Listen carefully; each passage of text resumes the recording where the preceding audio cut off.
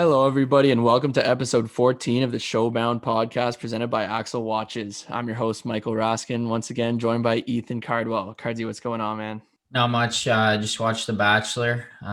Just having a good night. Actually, we made steak tonight, so that was pretty elite. And just getting ready game day tomorrow, so dialing in. All righty, there you go. And we'll get to the Bachelor later. I got some opinions on this one, but yeah, we got a good episode today. It's going to be a bit of a longer one because we interviewed Tyler Tucker, St. Louis Blues prospect playing in Utica in the AHL. It was a great interview. He's a buddy of mine from Barrie last year. Cardsy never actually played with him, but you guys seem to get along really well. And like the stories were flying. I got a bunch of sweet clips I'll be rolling out throughout the week. And it was just a bunch of laughs with him. Hey, what do you think of that? And yeah, I didn't get to play with him or anything, but we got a bunch of mutual friends, talked over FaceTime and stuff like that before. So yeah, I know Tux a little bit, and yeah, he's a great guy, and I think this is gonna be a really good one. Yeah, no, it was definitely a really fun one to do. And what's going on like in Sweden over there with the housemates? You got anything fun you've been up to lately? I've just been chilling at home with the Ontario lockdown. I don't really have anything to talk about here. Yeah, dude. That's crazy. What's going on in Ontario? And I know there's a bunch of stuff with like travel and coming back, like complications. Oh yeah, you might Um, be in a bit of trouble there. Yeah, I don't know what the deal will be. I think if the OHL is planning to start, maybe they'll be able to set up something where we can come over smoothly because there's going to be so many guys coming from overseas that they're going to have to find a way to do it in a smooth process if they want everybody in there in time for camp. So I'm sure that'll be situated. Nothing to worry about yet. But we just been hanging out at the house. Pretty boring, really. Just boys being boys. Just trying to keep clean. Been doing trying to clean a few times a week. House is getting a little bit dirty. Trying to do the laundry and just keep up with our hygiene, I guess. Yeah, I mean that'll happen when three boys are living together. I've been there with the roommates. The house can get pretty dirty sometimes. But have you seen the WHL? Some of their teams are starting. Did you see that? Yeah, I saw that they're going to do one division. So that's good news. Positive on that front. I mean, long as we can get the other provinces on board here soon, hopefully the OHL can follow suit and get up running as soon as possible. But for now, yeah, just a waiting game, but good for them and happy to see that they're going to follow through on their 24 game season. Yeah, are you hearing anything with your buddies or coaches or anything about what the OHL is planning? Because they've been really quiet. Yeah, I think the OHL is just kind of waiting to see, really. They can't act before the government gives them the nod or anything. So I think first and foremost, it's take care of the public and everybody in the population first, and then kind of move along with sporting events and getting us back in the ranks. It's tough for like the first year guys coming into the OHL that pretty much like can't really play pro when you're like the 15, 16-year-old. Um, and they're just being regular high school students now and probably not playing much hockey. Maybe a few of them have found places, but those guys are kind of just sitting there with wasting a very important year. I don't want to say wasting, but missing out on games in an important year of development and scouting. Like, what do you think of that for them? Yeah, it's definitely a struggle, and I know, like you just touched on, it would be tough for them to get over on a pro team or get a spot overseas. Really, when these teams over here don't really understand about minor midget hockey and the level of play, and for them, they haven't been able to showcase themselves on an OHL level yet, or even at a tier 2 junior level. So in that regard, it's tough, but hopefully they're staying at home, keeping on top of their studies, I guess, and just getting to work on the pond. Yeah, exactly. Definitely a lot of pond for all the players now, and myself included. We'll send it over to the Tyler Tucker interview, but before we do, I just want to mention that support for the Showbound podcast is brought to you by Manscaped, who is the best in men's below the waist grooming. Big news, Manscaped just released their new cologne sent to help you feel good and smell good all over and at all times. Who knew smelling this good could feel this good too? Manscaped is trusted by over 2 million men worldwide. Join the movement for all your below the waist grooming needs. And Carzy, I just got mine sent to me today, the refined cologne here as I'm holding it up for the YouTube viewers. But I talked about it last week with this girl who I've been talking to, and she's like she claims to be a scent girl, and then I need to have a scent and all that stuff or whatever. But when I smelled this thing, it was so good, and I'm texting her like, "You're gonna love this." Like, it's actually so good. She's fired up, man. She is fired up. So I don't know. We'll see. I mean, I don't know when I'll ever be able to see her with the Ontario lockdown, but she's getting riled up for this refined cologne. Yeah, for sure. That cologne will definitely be helping you out with the lovely lady of yours, maybe your future wife. Hopefully, it distracts her from the looks on your face, and she can focus on the scent that you got rocking now. Yeah, I mean, I don't even know what to say to that. I guess if you're lacking in some areas, you got to make up for it in others. But everyone knows Manscaped has the perfect package 3.0 for all of your below the waist grooming needs. But they didn't stop there. Complete your grooming game with the new refined cologne signature scent by Manscaped. With the same signature scent that's in all Manscaped formulas, this cologne is a perfect complement to the collection. Light, approachable, and gentlemanly in all the right ways. Think of it as your wingman for the night to keep you fresh and ready for anything. Calming and inviting, this signature scent introduces a light citrus burst before settling into the anchoring notes of vetiver and a woodsy masculine finish. This 50 milliliter spray cologne is even hypoallergenic, cruelty free, dye free, paraben free, and 100% vegan. This beautifully designed glass bottle makes a statement, and the manly scent is attractive to set the mood. Also, be sure to check out the Perfect Package 3.0 with all the essentials for your below the waist grooming needs, including the Lawnmower 3.0 trimmer and crop formulations. Yes, I'm talking about ball deodorant and toner to keep your testes besties. And now you can use the new Manscaped Refined Cologne to complete your set and smell great anytime, anywhere. It's time to feel sexy. Get 20% off and free shipping with the code SHOWBOUND at manscaped.com. Your balls and body will thank you. Get 20% off and free shipping with the code SHOWBOUND at manscaped.com. Look good, smell good, feel good with Manscaped. And yeah, I guess now that we got our nice smelling cologne and we're going to be rocking our Axel watches around, no matter how horribly our faces might look, people still might think we're not too bad because we're going to have a good style and a good scent. So Yeah, exactly. And I'm gonna throw this in there because got some people talking about it last week, how I was mentioning you can't grow a beard, but although Cardsy's clean shaven right now, he was sending me some beard updates throughout the week as he let it grow, I think, for 4 days there. And there was a hair or two, maybe a little stubble going. So I'll give it to you, Cards. hey, yeah, I'm getting a lot of heat about the beard and stuff, but yeah, I know I like to keep her clean. Baby face, you gotta ride it. So yeah, I keep her nice and tight. But if I let her go, it comes in different spots, so I can't get it fully around. It stops on my chin, so I could get some long sideburns going, maybe potentially, maybe a playoff look. We'll look into it in the future. In the playoffs, let's get the bleach dyed hair, a mullet, and some large sideburns going. That'll be a look. Yeah, I'm definitely not afraid of the mullet. I was rocking one back in Barrie Yeah, last you year. It's were. hilarious. A bunch of the boys were, and yeah, so definitely a mullet. I'll mix in a mullet for sure, and we'll see what we can do with the beard. Maybe a greasy muzzy too. You had a sick mullet actually, and you know who had a good one? Shredsy, Matthew Shreddle. He rocked a good mullet there. Yeah, Shredsy loves the mullet, and it suits him so well because he's a country boy and just rocking the Yeah, mullet. I think he had the lines too. And yeah, he the did. funniest one of all, man, was Jet Greaves there on our team. Oh yeah, And Jetter rocked an afro and or not an afro. Well, he it was like kind an of has. Afro mullet.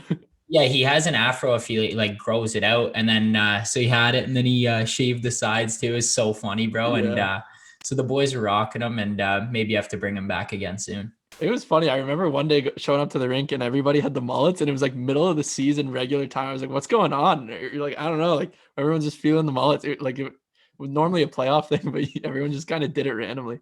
I think what it was, we were all at I think it might have been Frasca's house or something like that, and we were watching the McGregor versus Cowboy fight, and we were all sitting there just having a good time, whatever. And somebody mentioned like getting a mullet, so we're like, I don't know, like I'll hop in, and then another guy says, "Yeah, I'll hop in," and sure enough, like I swear to God, I think we had like over 10 guys rocking mullets mid-season. It was hilarious. Yeah, Cammy had a good one too. I'm just thinking back at all. It's funny, man. That was good. Speaking of mullets, though, I mean, some guy who could definitely rock a mullet but didn't last year. I think Tyler Tucker. Maybe he got traded. He was traded before the mullet phenom hit Barrie. But we'll send it over to him now for this awesome interview. And yeah, here it is. We're pleased to be joined now by Tyler Tucker. Tux, what's going on, man? It's good to see you, dude. Yeah, boys. Thanks for having me on. I appreciate it. You're in Utica now. And do you want to just tell us about what's been going on, finishing up camp in the preseason the last couple of days, how that's going for you? Yeah, it was good. We had a short. I think we had four or 5 days of camp here in Utica, and then we got right into a preseason game on Saturday night. But it's been going well. They were long days, but practice has been good and guys are good. So it's a good group of guys we got here. Is there any like noticeable difference from an AHL camp to the NHL camps you've been to? Oh yeah, I mean, like there's guys that are really skilled, obviously, at both camps, but it's just every time you move up a level of hockey, it gets faster and faster, and I think that's just the biggest thing. You got a second to make a play coming from junior to the American League, and then from the American League, you got half a second to make a play. So it's just a lot faster, and uh, there's a lot to it. But I mean, that's probably the biggest part. So I was gonna get into it later, but we might as well talk about it now with the AHL.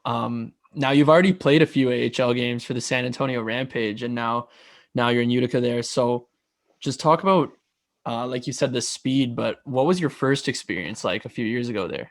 Oh, that was, I think I don't even know if we made playoffs that year. I remember it was like a thought of me going up to San Antonio at the end of the year. I wasn't signed or anything yet. So San Antonio ended up calling me up like 3 weeks after our season in Barrie. So at that time, like I took a week off and I was kind of hanging out. I was still in Barrie and I was kind of waiting, just like thinking, oh, maybe I'll go up here. And then they called and they said, yeah, you're coming up. So at that time, I haven't really like been in a game in like 3-4 weeks. And then we had a 3-3 against Texas, which is like pretty close to San Antonio. And like, I was like, that was the end of the year, 3 games. And then they're like, yeah, you're not going to play the first game, but you're probably going to be in here tomorrow night. So I was like, okay.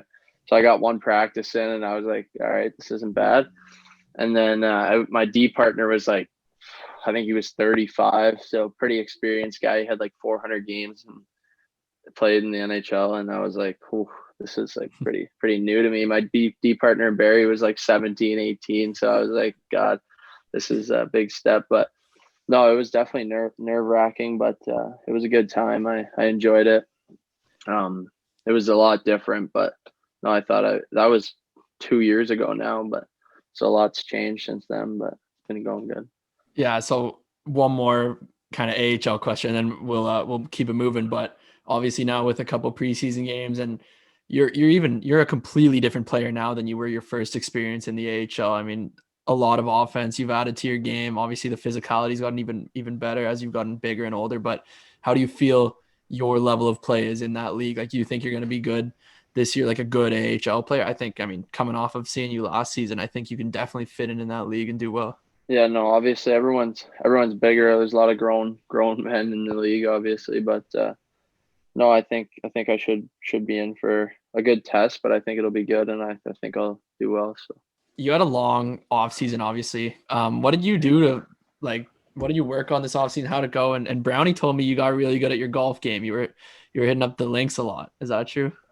Yeah, oh yeah, but the off season was kind of weird actually. I remember Flint sent us home with like they said, yeah, it's gonna be a week break. I remember we were on our way to London and we had to turn the bus around. They're like, yeah, it'll be a week. Don't worry about it. Just go home, whatever, spend some time with the family. And I was like, all right. So I packed a couple bags. I was like waiting for the call, and COVID kept getting worse and worse. So I was like sitting at home. And then I was at home from March probably, and then all the way until June, which was like the longest time I've been home for I don't even know 6-7 years. And then I was like, all right, I got to get out of here, start working out. Like, not well, I was working out at home, but like start working out with a gym and like at a normal gym with a trainer and getting on the ice and stuff. And I remember the only ice that I could find was like with my power skating guy who actually he worked for Barrie last year, Paul Matheson, and then so I was skating with him a bit and then working out with Jimmy and Barrie, so it was good. But and then yeah, I bought a golf membership and I probably played 60 or 70 rounds of golf. Nothing like cards either, but I was improving for sure. Where'd you play? Where'd you join? I bought a club link membership, so I was all over. That's not too bad at all. Yeah, yeah. Sick courses there, no doubt Yeah. about that. But yeah, and working out with Jimmy must have been a treat every day. That guy's just he's always running his mouth. He must be like that with you guys too in the off season. Oh yeah, he's not afraid to talk. That's for sure. He was like, we had a good group of guys. I think there was at the start of the summer, or the past like 2 or 3 summers, it's been like me, Brownie, Chiodo. We have Iggy there. A couple other pro guys that are there with us too. So we have a good group of guys. but yeah, Jimmy's definitely not afraid to run his mouth. Oh yeah, he doesn't shut up in the locker room in Barrie, from my experience anyway. And it must have been worse for you being with him his whole career there so far. But Yeah. I guess we'll send it back to the start of your career there. And minor midget, you were drafted 14th overall in the first round to the Colts, and you moved. You lived in Thunder Bay, and you moved for hockey down to the G. So what was that adjustment like, just moving away from home at a young age, and then that minor midget year, just making such a push up the draft board, and you're a dominant force. Yeah, I mean, I remember we moved to Thunder Bay for like our first year AAA in Major Bantam, I think it was, or no, minor. No, it was Major Bantam. Major Bantam. Me and my brother moved, and we could have stayed and played AAA in Thunder Bay. It was fine. Obviously, not as much exposure, but it was good hockey. And when the opportunity like presented itself to come down to Toronto, I was a small town guy. I remember I was rocking a mullet. Like I've never seen a city in my life. Like, so I was like to my brother, like, dude, there's no fucking way that I'm going to Toronto. And he's like, well, like, man, we should probably try it out. I was like, dude. And then I remember it was actually Darcy Tucker was the coach of the Titans at the time, and we had we had went up and like checked things out before the season was going to get started, and he brought me to this private school, and I was wearing like jeans, like in a flannel. I think I don't even remember what I was wearing, but I was like, and I had a mullet at the time, like just like looking like an absolute hick. And I walked into this private school, and they were all wearing like a suit and tie. I've never even owned a suit and tie before in my life. Everyone's got MacBooks, and I'm like, holy crap, man! Like I got an iPod here. Like what's going on? And he's like, yeah, so like, what do you guys think about the school? And I was like, oh God, like I don't know. I looked at my mom, and I was like, I don't think I could do this, Mom.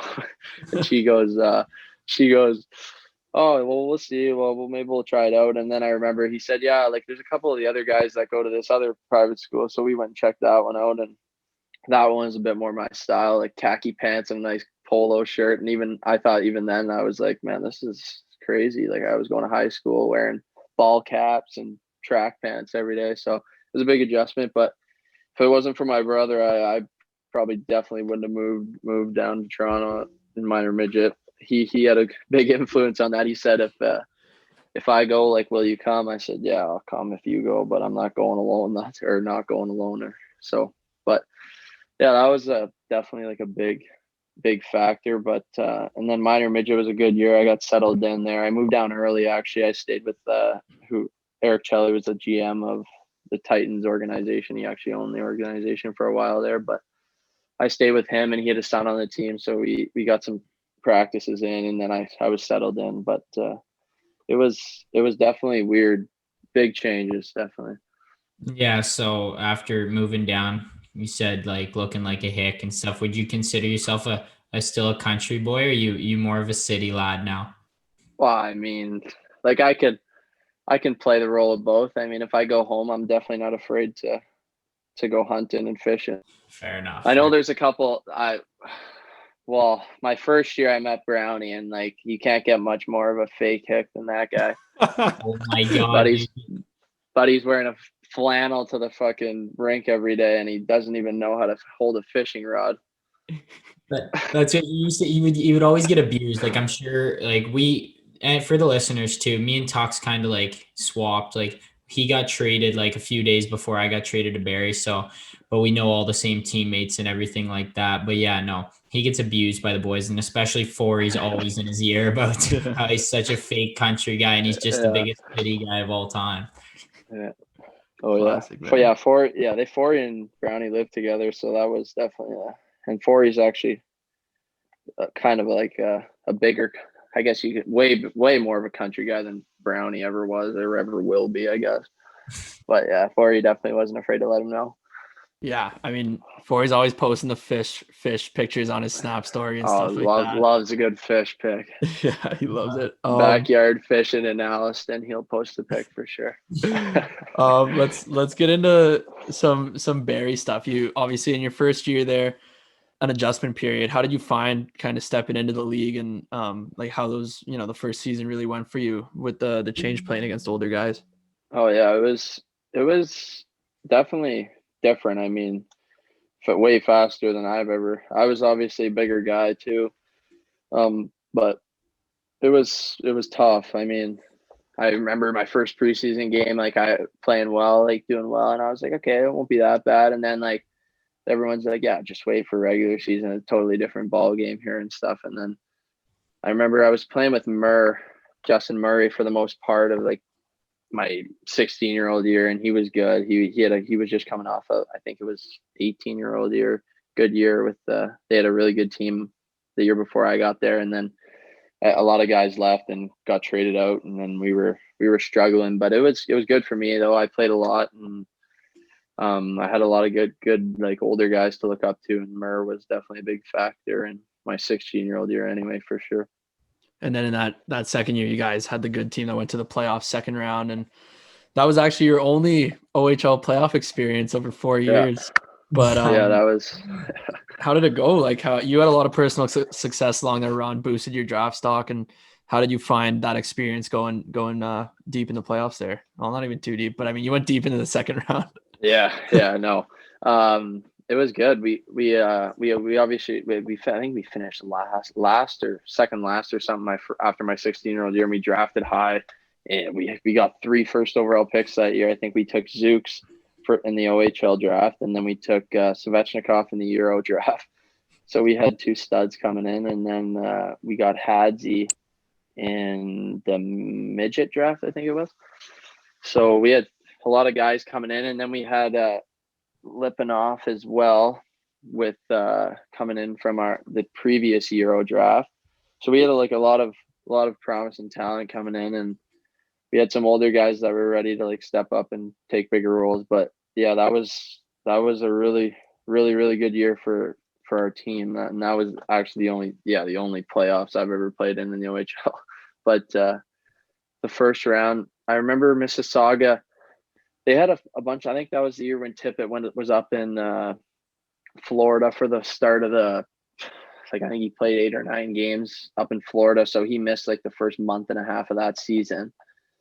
And they actually finished. I think they finished 7th in the conference or something, and we ended up matched up against them. And I don't think that was who we wanted to play at all, because their seed definitely didn't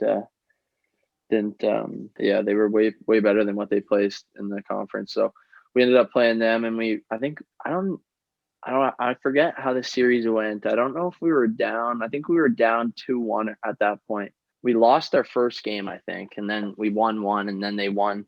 But I remember we were in Mississauga, and it was like, I think it was 3-2 with like a minute left, and Mikey McLeod was coming down on me fast. Like he probably winded it up from behind the net, and he was coming down on me, and I took a tripping penalty, man. I was in the box with like a minute and a half left, and I think they pulled their goalie too. It was a 6-on-4.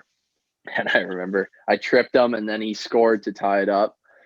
So I'm sitting in the box, I'm smashing water bottles, like freaking out.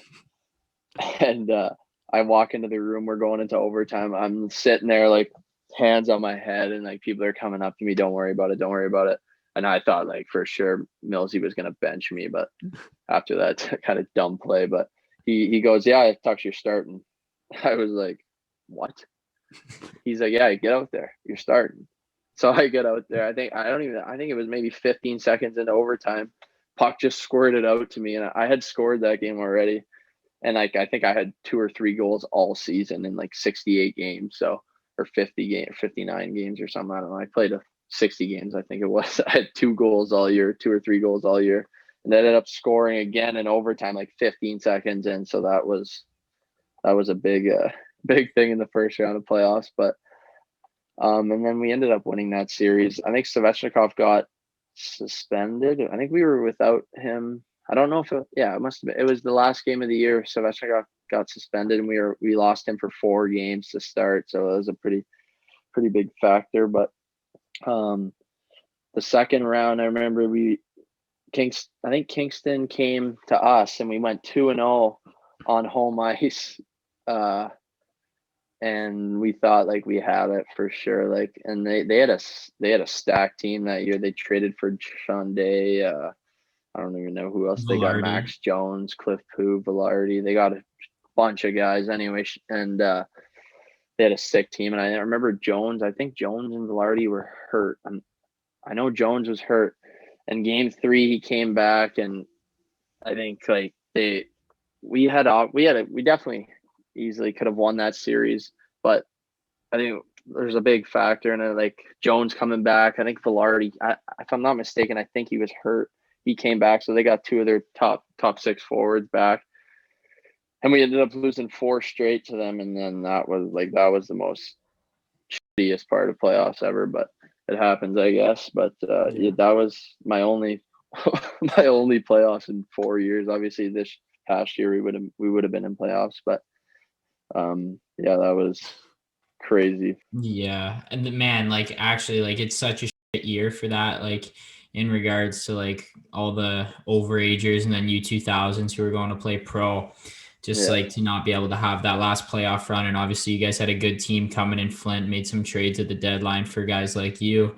And just for that to happen is just unfortunate for all the older guys. And I remember because Brownie was obviously on your team all your time in Barrie there. And I think he was hurt that playoff year or something was wrong with him. So I don't even know if he has a game or something. So he would always chirp me about being a schmelt.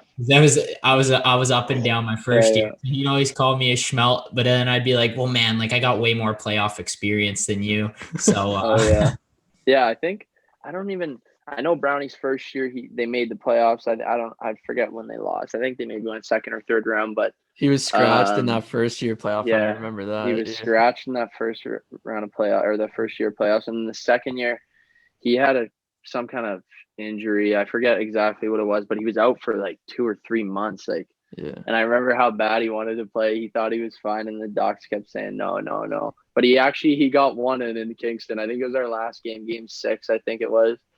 And he got one, and I don't know how he did. I forget how he played, but it was his first game in like 3 months, and he came in and played one game. Hey, at least he got the stat. He can say he played an OHL playoff game. So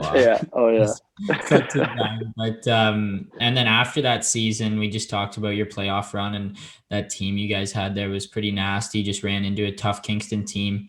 And then you're going to the NHL draft, 7th rounder to the St. Louis Blues. And did you think you were going to get drafted, or what was kind of like, what was it like a bit like leading up to the draft? And then what was that day like for you? Like I wasn't too caught up in it. Obviously, like you want to hear your name called, but I was, the first round was that night. I knew I wasn't going in the first round, obviously, but I was in Barrie actually, and I stayed there to finish. I think it was grade 12, my grade 12 year. I finished my high school in Barrie, and I was like the only guy there. Benny Howardchuk was in Barrie, so we'd hang out a bit, but I was the only like school guy that stayed to finish. So I was living at my billets, and I actually got a job at one of like the training rinks in Barrie, and I was working. I worked that day, the day of the draft, from like 9:30 in the morning until like 1:30 or something. And I remember like every hour they would come on, a new group of kids would come on, and I'd get off, check like who got drafted and stuff, and like not expecting anything like me to be picked in the 2nd or 3rd round or anything, but I was just checking and seeing if any of my buddies got drafted and stuff. And then I went home, and like there was no one. My billets were working, I believe, or they were visiting some family. So I was at home. I had the TV set up, and the TV was kind of like messing up. And then I got my computer out, and so I had drafts going on here, drafts going on the TV. And I was just sitting there, and then like 6th round, 7th round, and St. Louis actually called me, and they're like, "Yeah, like, are you at the draft right now?" And I said, "No, like I'm not at the draft." And they're like, "Oh, like, well, we have like 3 or 4 guys ahead of you that if they get taken, we'll take you with our 7th round pick." And I was like, "Oh, okay." And like at the time I was like, well, hopefully these 3 or 4 guys get taken, or else I'm like shit out of luck, you know? So anyways, their pick came, and I think like, I don't even know if I was like, if my feed was delayed, but I had 2 feeds going, one on my TV and then one on the computer. And before I could even like see my name on the screen, my phone was going and I was like, come on, like what's going on here? I thought something happened. So then but yeah, it was good. It was obviously a cool experience. I was just sitting there alone. I was like fired up. I remember just going like, whoa, let's go. Like, I was sitting alone in my billet house, like fired up on the couch. But yeah, no, it was a good time. I mean, obviously grateful for the opportunity to be drafted, but yeah, it was definitely obviously not the most like it's probably one of the weirdest draft like celebrations. I'm sitting alone in my billet house in Barrie, but no, it was good. I wasn't really like too concerned about the draft though. I knew it was an opportunity. I had some camp like rookie camp or development camp invites already. So I just was it was like if it happens, it happens. If not, like keep going, I guess, keep working. So but it was good. It was obviously a good time. Obviously, I celebrate. I don't even remember what I did that day. I think I met up with a couple of the guys in Barrie that were just visiting and hung out with them. But it was definitely a weird experience, but it was good. That's actually hilarious. That's one of the best draft stories I've ever heard. You got Unreal. Tux. He's setting up a timer, taking a draft photo of himself Yeah, celebrating yeah. because No, nobody's I there. remember just letting out a big woo, let's go. And my phone's blowing off the hook, man. I was like, oh my God, what's going on here? That's That's unreal. classic. And the fact that you even went to work that day is just a Oh great yeah. story. It was actually like I don't even know if people like those people that work there will listen to this, but if they do, like they would 100% understand. I remember coming back in, the guy who was working like the front desk had the draft already loaded up, and I was like, "Are you kidding me? Like this guy got drafted and I didn't. Like what's going on?" But yeah, it was That's crazy. unreal. And then so it was like your next year after the draft, really, that you started kind of becoming the player you are now, like the player that I got to know last year as the offensive defenseman instead of just a physical guy getting suspended all the time. But that year you were 59 points in 68 games as a defenseman. Like what changed kind of heading into that season? Was it just a confidence thing, or did it just come to you naturally being older? Like how did that go for you? I mean, yeah, being older is definitely a huge part. As you get older, things like especially in like you get more confidence and it's easier to play. You make better plays, and you become more of an all around player, I guess. But I think even just going to develop, I don't think I went to main camp that year. I was there for development camp, and then the start I went to Traverse City, I guess, and then I came back and um I was just playing my game in at Traverse City, like shut down physical guy, and I remember coming back to Barrie and Dale actually he gave me a shot on like the second power play unit. I think we had Keener playing the second unit the year before, and then we had Fergus running our first unit with Svechnikov and those guys. But so Keener took the first power play unit, and I got put on the second unit, and I don't really know like how. I think I had a good start to that year actually. I had quite a few points that at the start of the year, but Keener actually got traded away in I think it might have been January, probably at the deadline, somewhere around there. And I took over the first power play unit, and we had a good power play that year. We had Zooks and guys like that, so it was good. But I think just the biggest piece like was confidence. I mean, obviously you get more opportunity as you get older and get better, but that was I think just confidence. I don't really know how or what. Like I remember working more on my skills with in Barrie with a couple of guys, but other than that, I didn't really change too much of my summer like habits or anything like that. Yeah, and to go like when you're on the first power play and you have a bomb too, so it makes it a lot Yeah, easier and you just pumping shots through and they're just yeah, flying past the 10D. But for sure. and then we've talked a lot about Barrie, and so Tuck started his fourth year in Barrie as well. Went back, started the season there, over a point per game in this past OHL season between Barrie and Flint. A trade deadline guy, just before the trade deadline. Actually, I hadn't played Tux much actually in my career. I think I played him like once maybe, and he got traded over to Flint, and I think we played. It was my last game in SAG, and I was like, I was expecting, like, because everyone knows he's a nail, like he's gonna run you through the wall, and then he's toe dragging guys too. I'm like, holy shit, this guy's the total package out here. And I actually can Oh, God. remember because I think you got it at the point winding up for a 1T. And I'm in the shot lane. I just moved. Like I'm not getting away with that thing. I'm not breaking my shin over this play. But Yeah. and then you go to Flint and success continues. Like I think you had like what was it, a 7-point game there? Yeah, I had a 7-point game in Sarnia. Yeah. Wait, I gotta jump in because Brownie teed me up for this one too. It was an 8-point game, right? Yeah, yeah. Didn't you send in the 8th point after the game? Well, actually, like after the first period, like guys are looking at me, and I think we were up like 5-0 or 5-1 or something. And they're looking at me. They're going, "Tux, you got 5 points already?" I was like, I guess I don't know. It's only the first intermission, and we got 40 more minutes to go. And I'm just making like simple plays, like chipping it up the wall and stuff. Next thing you know, like score a couple goals. Like I'm like, holy crap! Like I got 6 points right now. I felt like Draisaitl last night. Like, but anyways, I was yeah. So the 8th point, I guess, like so one of their guys had like ripped the puck up the middle, and all I did was just like deflect it, and like it hit the wall by like the penalty boxes, and one of our guys just grabbed it and skated up. So like in a normal game, I guess you'd take an apple on that, but like, I mean, I had 7 points, and like they were like I think they announced it, and then like when the guys looked after the game, they're like, yeah, you only got 7. I was like, oh, whatever. But yeah, they I mentioned it to the media guy. They were like really good about that in Flint, like the media guy. When we played at home, he took care of like all like he made sure like that everything in Barrie we would have to send it into the league right away, whereas in Flint we would like check it. They would check it all out, make sure the right guy got the right point, whatever. But yeah, it was supposed to be an 8-point game, but I got 7, and I was totally fine with 7. But then Yeah, it did count as the 8-point game after, I believe, right?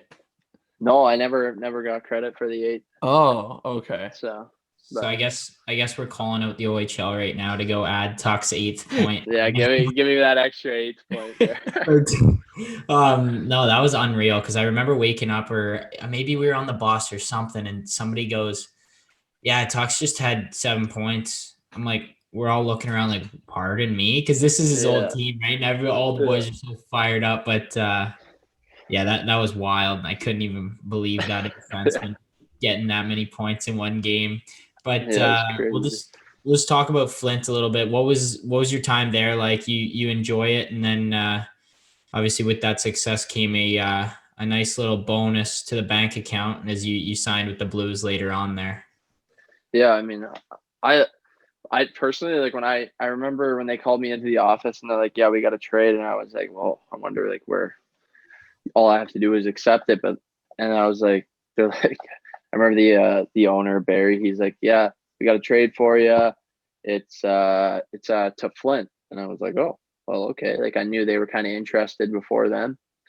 And he's like, do you want to waive your no trade clause or whatever? And I was like, yeah, I'm perfectly fine with going there.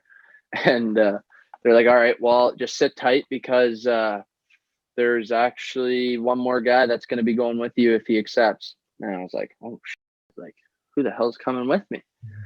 So then I actually ended up getting fully dressed. I remember getting fully dressed. I just put my helmet on. I just step on the ice, put my spare stick on the bench. I'm skating around, shooting pucks. Like practice didn't even start yet. And our Jimmy, I think it was, actually ran out the tunnel, and he's like, yeah, Tux, they need you. So I go in, I listen to what all the coaches have to say and stuff. And then he goes, yeah, just sit tight. So I'm just sitting there getting undressed now because I'm not going out for practice because technically I'd just been traded, but we're just waiting on, it was Riley Piercy at the time. And he was a younger, like 17-year-old, or I think he was 17 then, yeah. And he goes, Tux, like, what are you doing? Did you say yeah? Like, what's going on? And I was like, yeah, like, I'll go. And he's like, oh, okay, well, let me call my parents. I just got to talk to them. I was like, yeah, all right. So he called his parents, and they thought like it would be a good fit for him. And so he ended up saying yeah. And then I remember me and him had packed like they told us go pack up your stuff. You're probably gonna head out here soon. So, me and him ended up staying like I think it was an extra day or two before we actually got the green light to drive to Flint. So we were kind of just hanging out at our billet houses, like waiting for the call to go down there. But when we got down there, they had like I had no clue what to expect. I think I've been to Flint obviously with playing in Barrie, but I've never really been like out in Flint, like in the city or anything. And obviously there's been some like past stories and stuff that I've heard, so I was like kind of skeptical, but no, they turned it around. It's the real deal there in Flint now. So I enjoyed it. I loved it there. I had good billets. I lived with Cody Morgan and then my billet dad. We only had a billet dad, so but it was crazy. We had a strong team. I think maybe we lost one game in overtime, my first game, and then we went 15 in a row. So it was I don't even know, it was crazy. We kept winning. I remember at 10 in a row we had like guys putting money on the board and we're like in Oshawa. But yeah. Yeah, you have a question here, Cards? Yeah, we had what? I saw you putting your yeah, no, me and Rask got a little thing. I put my finger up, so I'm not interrupting him. But no, we had Deli on, and he was talking about that heater you guys were on. So yeah, that was sick. And I guess you it can was crazy. all the credit for it since you just came over and No, yeah, we had a really. It was some of the like easily some of the best times I had in junior hockey. It was crazy. It was a great group of guys. I didn't know what to expect. I didn't really know. I knew like Brownie knew Durham and Phibbs and those guys and Delandria, but I didn't really know any of them personally. So I didn't really know like who I was going to be friends with or like anything on the team. And I remember like I fit right in right when I got there, and it was a really good atmosphere. The coaches were really good and everyone was really good. The training staff was unbelievable. So it was a great time. I love playing in Flint. Yeah. So basically we'll just keep moving along here. Little St. Louis talk now. So you earned that contract after dominating the OHL there physically and then on a point side of things. And then so was there any ever like doubt that you wouldn't get a contract, or were you ever nervous that you might go into free agency or enter the draft again? And then have you made any big purchases with the money you made? I mean, yeah, there was obviously like it was late, like later than obviously like a first or second, third rounder would sign. I think we had till June or July 1st. I think there was the cutoff date for the contracts, but I wasn't really like, I wasn't even really too worried about it at the time. Obviously it would have been nice to sign it like right the day after the draft, but no, I wasn't really panicking or anything about the contract. I was just playing and I was doing well. So I was like, it was actually like crazy timing because it was my birthday. Like my birthday's on March 1st. And I remember my agent called me on like the 29th or 28th or something of February. And he's like, yeah, like St. Louis offered you a contract and, we're just working out some details here and like, I'll get back to you in a few days. And I remember that was actually, I think that was the day of like maybe the day or like the day before that Sarnia game. I think we were on the bus. He called me or he tried to call me and we were just walking into the rink and I ended the call because I wasn't going to answer the phone walking into the rink, but he just texted me. He's like, yeah, good news or whatever. Like they're going to offer you a contract. And I was like, oh, perfect. I called him after and he's like, holy shit, like you just put up 7 points. And I was like, I put up 7 points. Give me a bigger signing bonus now. I don't know. But it was my agent's actually he lives in Detroit now. So he's like, yeah, we'll just drive up to my house and I think it was a day off, honestly. I think so my birthday. So now like I'm signing a contract on my 19th or 20th birthday, and I was like, that was like easily the best gift I could have wished for. So it actually worked out good, but it was it was crazy timing, and I was really excited about it for sure. Yeah, you treat yourself though for your birthday then? Oh yeah, honestly, not really. I already had a newer truck, so my parents had gave me a newer truck to drive around, so I was driving around a newer truck already. And then there was actually some like little issues with like my signing bonus and all that stuff. I couldn't like, because I didn't have like an American and all this number stuff. I don't even really know what it was. I was supposed to get it like the day after we got sent home from Flint, and I was like, okay, I'll reschedule it. It's like a week, whatever. So then I had gotten sent, like I didn't even know where St. Louis was going to send the check, if they were going to send it to Flint or my agent or what was going on. And they ended up sending it to my house, my like actual house back in Ontario. So I was like, oh, so one day I just got this check and I was like, oh my God, like what's going on here? And but no, I held on to it for like 2 months. I just had a check. And so I was just living back home, and then I actually got it all figured out in like June or July. And like the biggest thing I bought was a new pair or some irons, I think, for golf, and then a membership. That was pretty much the only big thing I bought. I haven't really spent much of it, honestly. But Yeah, well, I guess I smart. spent like quite a bit of money golf, and I played quite a few rounds, and I definitely wasn't walking. I was carting all the time, so it Yeah, adds up. and Club Link is not cheap, so yeah, that's Yeah. definitely pretty good purchase in itself. Yeah, it's not bad. They have an account there, so like anything you buy, whether it's a coffee or something, beer, whatever it is, it's going right on your account, so you don't realize how much it actually like accumulates over the course of the month or 2 months or whatever their pay period thing is. But yeah, that was pretty much the only thing I treated myself to. I didn't even, I maybe played under 10 rounds of golf my whole life. And then I just bought a membership and I started going out with Ben Chuck and Chiodo like almost probably like every second day. We played a ton of golf this past summer. You're pretty good though, like naturally then, because I remember when we played Oh, in the season last year, like you were good, man. yeah. Me, Rask, and Picard. I don't even know who Zooks was there. Yeah. That was crazy. We were playing at the Nest and we're all dog shit. Except Suzuki, man. He was nasty. Yeah, Zooks was good. Yeah. But yeah, but I, all I thought you were going to be a bit better, to be honest. that was my first time ever golfing. I'd never golfed. Oh But you know what? I'll God. say I've golfed. I've probably golfed like 50 times this past summer myself, like just knowing that this is something I'm gonna have to do since like being around hockey. So I try to Yeah. get better, and now I can shoot in the low 90s. So Yeah. I'm No, yeah, it's like good. I can play and not embarrass myself. Like I can play. Yeah. No, I remember when I was like 16 or 17, like Ben Howardchuck's a big golfer, his brother's a pro golfer, and Dale is actually a really good golfer. And I remember they invited me out, and we played like a match, me, Dale, and Ben, and I don't even think I could get like a driver in my hand to hit it off the tee. Like I was so bad. And I remember Dale's like, if you want to do this hockey thing, you got to figure out your golf game. Like, I'm like, whatever, man. Like that's bullshit. Like, I'm not golfing, man.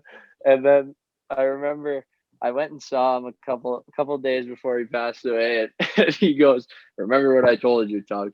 Get a fucking golf lesson." I was like, "You fucker." That's awesome. Yeah. Oh man, classic. And then we'll keep it moving here to just I want to talk about last season. I mean, St. Louis, we talked about how, they were kind of late giving you the contract towards the end of the deadline there. And then they were always hot on you though. I remember they had their skills coach or skating coach or something in Barrie, and he would skate with you before practices. So I knew like they were working on you a lot even before you signed. And then you ended up getting to go to the return to play camp with the St. Louis team before the playoffs last year. And that's kind of your first look being with the guys on the team. How did that go for you? Like really getting a serious chance there? No, yeah, that was I wasn't expecting, like I didn't know much about like the return to play at all. Like I didn't know who was going to be invited, if it was going to be all the draft picks or just the guys on the team. Like I didn't really know much about it at all. And I remember Doug had called me and he's like, "Yeah, like we're going to bring you up to St. Louis." So like he's like, "You can drive up." And I was like, yeah, I'll drive up. And then I ended up moving in.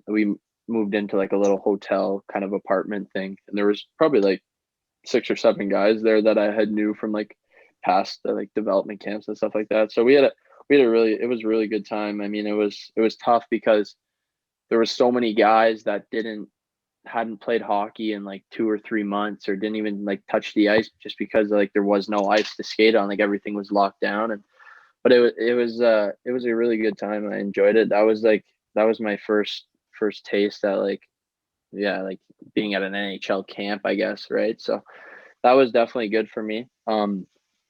I enjoyed it. Like I learned a lot. It was I think maybe I don't even remember how many guys there were exactly, but like I got to spend a lot of time with the guys that are on the roster right now. So it was really good, and grateful for the opportunity for sure. Yeah, no, when I saw that you were there, I was like, what the hell? Like Tuck's actually like in St. Louis with the boys, and that's unreal. Yeah. I also want to ask, and then I have some other stuff I want to bring up, but are you in a hotel now, or are you at your place in Utica? I was at a hotel for I don't even know how, we had a quarantine. We got here for a week, but no, I found a place. I'm living with another guy, so I was gonna ask who are you living with? Hugh McGing. He played at Western Michigan. Okay. And who's doing the cooking? We mostly just do for ourselves. Like, okay, whatever he wants to eat, he'll make, and whatever I'm having that day, I'll make. So you're surviving though. You know what you're doing, unlike Cardsy. Oh yeah, come on, buddy, come on. I made Cardsy. How are things going over there with the boys? Are you still living with the trio you got there, or what? Yeah, we're buzzing. I mean, we got a small place, and but we're making do over here, Tux. It's like it's tough though, man. You know, just making every meal. We're used to being like baby. Oh, I know it's with the billets and stuff like that. Yeah, you're in the same boat, so just no. First taste. It's different for sure. You know what's funny too is like when I'm at Brock with like the Brock guys who are obviously 21, 22 when they're coming in, and none of those kids know how to make anything, and they're sitting there calling me like, Rask, how do you make pasta? Like, what am I having for dinner tonight? I'm like, come on, you're an adult. Like, and it's just like it's actually ridiculous. But so, I mean, I always tell like they were good in Barrie. At least you guys had some cooking lessons and stuff in the restaurant there. Yeah, we actually did have we had a few cooking classes. I remember though. So it's not too bad. No, it wasn't you don't think you need it at all when you're in junior hockey, and you're thinking like, I remember I was like, this is the biggest waste of time. Like my billets, you're just gonna make me food, or you know. But like I'm grateful for that. Like they actually showed you, like even like just the simplest thing, like a little breakfast sandwich or something, like like that takes you quite a long way. Exactly, man. But I want to bring up a couple Barrie stories. One of them was just a funny one that came to mind. I remember early in the season, it might have been the preseason even, you got suspended for like a knee on knee, I think. And I just remember going into the office one day, and I see you and Jacob Tortora, you and Torts is sitting up in the ledge, like on your laptops, like trying to figure out how to type a letter apologizing to the league. And you guys can't even write. Tortora did 2 years at school, and I remember I helped you guys write your apology letters. Yeah. That was just a funny. Yeah, that was crazy. I remember. I think it was. I don't even remember what it was. I don't even know if I got suspended for that one or not. But I remember we had to write that, and I forget who. I don't know if was that. Do we have Reichs? Reichs was our coach then, right? Yeah. It was Reichs. Remember, Reichs was like, "Yeah, you guys aren't practicing today. You're going to write your letter. You sit up there." So me and Torch were like pissed off. We can't practice. We got to write a letter, and like. I thought they were like gonna give me like a computer to write my letter on. Like, you wrote it on a piece of paper. I forgot. Torch drove home, grabbed his computer. I was like, I don't even got a computer at home, man. Like, so I'm sitting there with a pen and a paper, and I'm trying to wite this. I was like, are you kidding me? I was like, how are you gonna send this to the league? Yeah, Torch is cruising through his thing on his MacBook, and I'm sitting there with my pen. I got like. Dear, I don't even remember who I had to write it to, but like, oh my god, yeah, I remember that. Cards, you should have seen this thing. full of spelling mistakes. Like, Oh yeah. my thing was just like, how are you gonna send it on a piece of paper? Like, Torts was gonna email his, I imagine. And Yeah. then, like, what are you gonna do? Tux I don't Tux even was using remember. pigeon mail. He's just gonna Yeah. send Oh it. yeah. Yeah. That's so funny. And that wasn't my first letter I've written to the league either. Oh Like yeah, you've had quite a few. I've had a few, but like usually they'll sit with someone and they'll like you'll kind of like tell them what's going on and they'll like write it for you or like just so it's like professional and stuff. And the Reichs goes, yeah, get the up there. You write your letter. I was like, oh no way, man. He gives me a pen and a paper. I was like, are you kidding me? I remember just the scene. I was sitting at my desk, like doing something, and you were in the next room over. Cards, you know, like that like lounge kind of overlooking the ice. I The don't know if big Yeah. you long like ever been table up and there. stuff. Yeah. I don't know, Yeah. but so they're in there. I don't think I knew, and I just hear like giggling coming from the room. So I look in to see who's in there, and it was them two, just like laughing and like whatever, watching practice, typing these notes. It was the funniest thing for me. That And was, if Reichs is the one telling you to do it, like you're doing it. Like you're Yeah. Reich, Oh yeah. he doesn't take any shit. And No, no. He's like, you guys aren't practicing today. Get the up there. You guys can watch. You're writing these letters. I man, got I got Oh one man. more. I want to bring up, and then we got just a few fan questions. And we can wrap it up. But Jason Wilms wanted me to remind you of the time where he took your skates for a preseason game and broke them. Yeah, dude. So I think this was my second year. We were playing in some little rink in Niagara, Thorold or something like Yeah, it that. was in Thorold. And remember when I was 16, my first ever like preseason game was in Thorold. So I was like, all right, like I know, like whatever. And Dale had said, I think we had like 9 or 10D that year, and Dale's like, yeah, you're not gonna play this game. Don't worry about it, whatever. And I was like, yeah, all right. And then there was like 6 or 7 of us that were like scratched or whatever for the preseason game. And I remember I was sitting in the stands, and I don't know who I was sitting with. I don't really remember, but I remember our trainer that year. It was his first year, I believe, Clay, and he said like, I remember we were all pissed off. He's like, bring your gear bring your gear. You have to bring your gear, even though you're not playing. And we were like, are you kidding me? Like, we're not playing. Why are we bringing our gear? And he's like, bring it, everything, bring it all. And we're like, all right. So we pack it up, put it on the bus. And I remember like in warm ups, I was like, Wilmer looks different. Like, what's going on here? he wore I don't even know, like the Vapor line of like skates, and he had my like, I don't even remember what they were at the time. They probably were like 1S's or something like that. And he was wearing them. They're like 2 sizes too big. And I used to take out my insoles all the time and like leave them in like my stall, like Cards, you would know, on the back of your stall you have that little ledge. yeah. And I would leave my insoles there. And I guess I didn't even grab them. And Wilmsy played the whole game with my skates and no insoles. Pre-game, pre-game, he's like, oh my God, like I forgot my skates.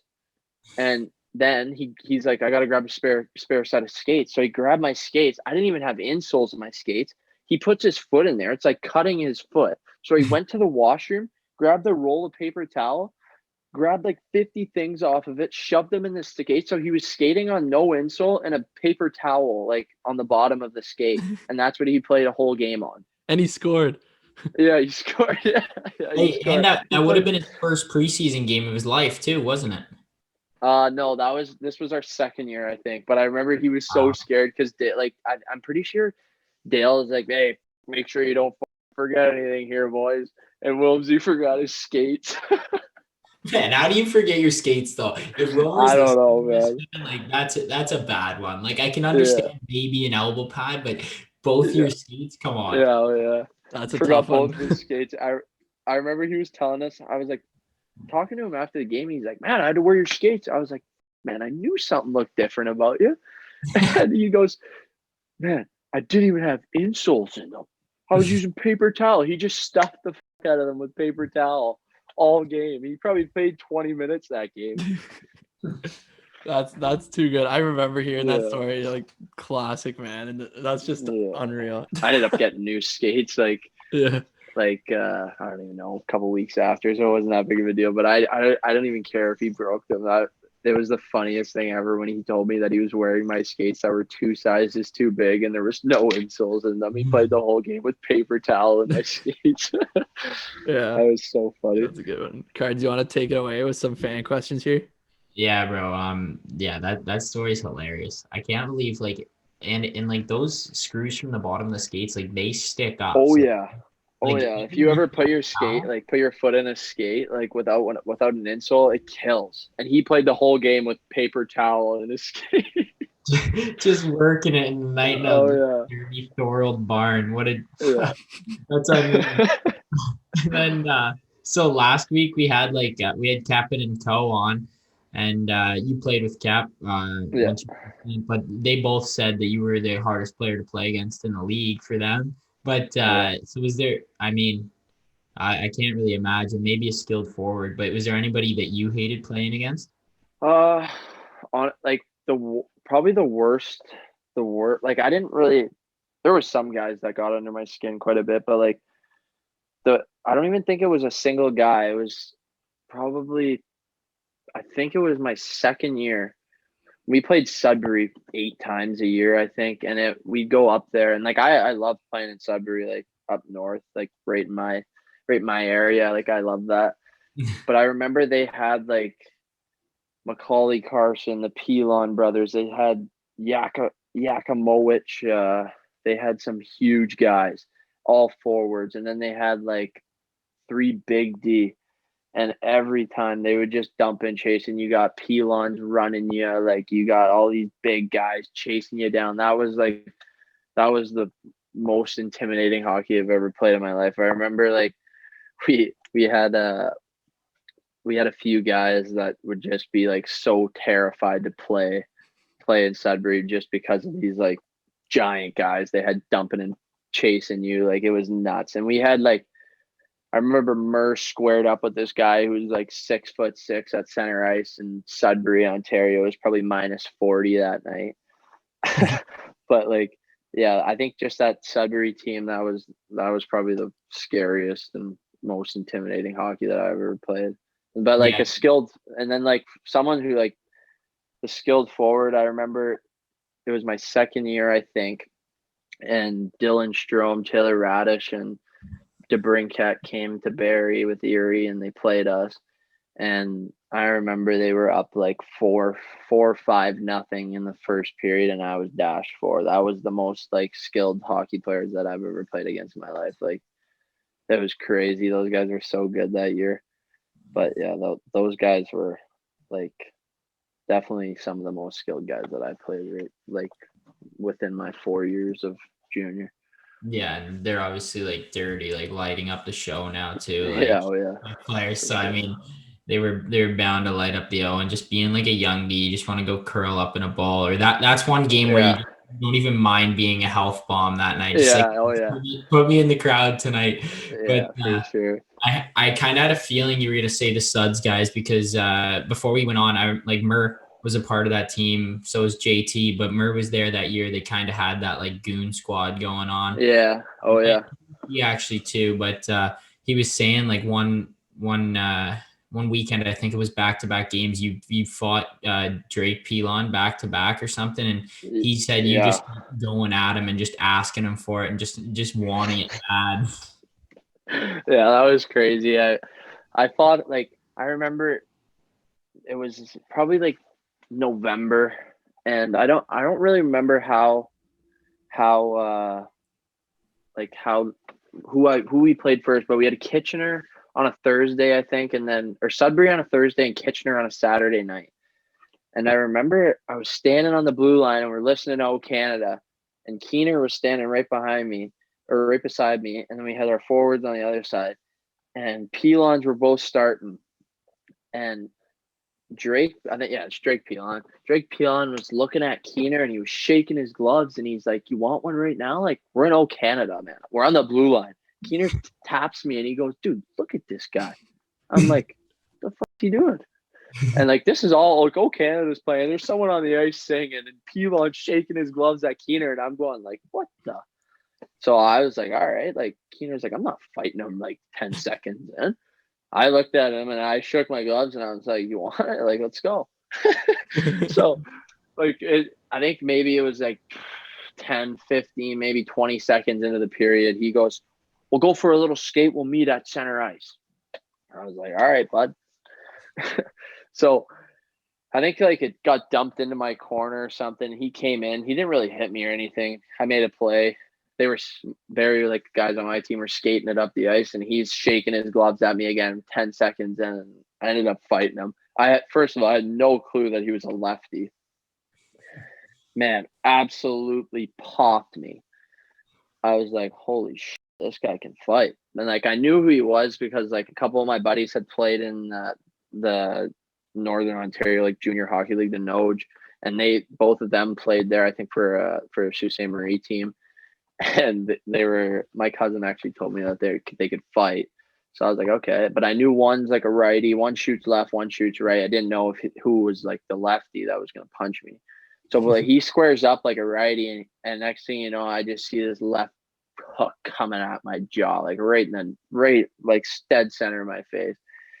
But no, we had a good tilt, and then I fought him twice that year. It wasn't back to back, but it was the last game of the year. We were in Sudbury, and we had already like secured our playoff spot. I think they didn't. Maybe they did. I don't know. They either didn't make playoffs or they just made it in, I think. And their coach was like telling them like go fight someone, like go fight someone. And I already had my 3 fights. So like as you guys know, like if you have 3 fights and you get in another fight, you get suspended. So like I think Murr was scratched that game. A couple other older guys were scratched, and we didn't matter if we won or lost. So I think we were actually winning at the time. And there was like 6 or 7 fights that game. And I remember Dale coming up to me and being like, "Don't do it. Like you're not fighting him. You're not fighting him." And I was like, "All right, like I don't want to fight him anyway. Like whatever." And there was like 1, 2, 3, 4 different 5 fights, and then he goes, "You want one?" Or no, he was chirping Chiodo, I think. And Cheeto's not going to fight like Cheeto. I don't even think Cheeto's had a fight in his whole career. Nicest guy ever, and Pilon's giving him the gear. So I was like, all right, like, oh, let's go. And that fight was, I think, maybe 10 seconds or something. I fell down. But yeah, I fought him twice that year. But that game, I don't even know if there's like a YouTube video of that game. There was like 6 or 7 fights, I think. It was crazy. I remember Macaulay Carson drops his gloves after a face-off, skates to the point. Matt Hill's there, 16-year-old, never even been in a fight before in his life. And Macaulay's skating at Cammy. Cammy's like, "I can't fight you. I got 3 fights already." He turns over to Matt Hill. Matt Hill's like he's starstruck. He's standing there like, "Oh, what's going on?" Like, Macaulay just starts feeding him, and Hiller actually, I don't know, he held in there. It was a good fight, but I remember Macaulay Carson just shedded his mitts, and like Macaulay's the nicest guy ever. I skate with him in the summer. And he shedded his mitts and he just started skating at Hiller. That was probably the funniest thing I've ever been a part of in my life. Dude, there's a video of that too. There's somebody got it right from like behind the glass. There's a video Yeah. of just Carson's just absolutely dummying Hillbot. Yeah, Carson got just- Hillbot's head against the glass. No Bucky on it. He's just soaking him right in the head. But yeah, no, Oh my God. that was definitely an intense game. And it was kind of we didn't like we couldn't afford any injuries or anything like that. We were going into playoffs that year, and like we had a couple of guys that like got scratched, but we had still like the majority like core of our team was still in the game, and we had like 6 fights that game. It was crazy. Yeah, that's unreal. And obviously everybody knows, yeah, like you're a tough guy. You hang in there. You had your fair share of fights in your career. So pretty cool to hear about some of those. But yeah, I think that pretty much does it for me. Just want to say thanks for coming on. Rask, you got anything before we end summer up here? I'll throw one in just for Kep. Kep wanted to just get a little friendly shout out. Who taught you how to play Schnarps? Well, yeah, team effort. Like we didn't really play much cards in Barrie, but Flint was a huge card team, so I got pretty good at Schnarps. We actually play Schnarps here like almost like 2 or 3 times a week in Utica, so it's a good thing I learned it. But Kep, I don't know. He probably tried to show me Schnarps. I wouldn't say he's the best player, but No, he definitely helped me at some point, but you got to get it kept in a good mood to be playing schnarps, or else as soon as he's out, he's headphones in, dialed in straight at the bus, looking right down the pipe, and everyone else is playing, and you won't hear a peep from this guy. Well, But that's no, what we were talking about last week, man. Like when somebody gets under his skin, it's just like it's over. Like he's not oh talking to yeah, anybody. no, me and him got along good though. He's a good dude. I love Cap. He's funny. I was Yeah. actually I was actually listening to your podcast with Captain Co the other day. I was dying because Cap kills me. I haven't seen Captain like probably since I don't know. I saw him. We had a little Flint golf match in Barrie a couple like probably in midsummer, but that was the last time I saw Cap. But yeah, he's a good dude. Just I don't really remember who was good at who were the best players at Schnarps, but he was yeah, he was mediocre, I guess.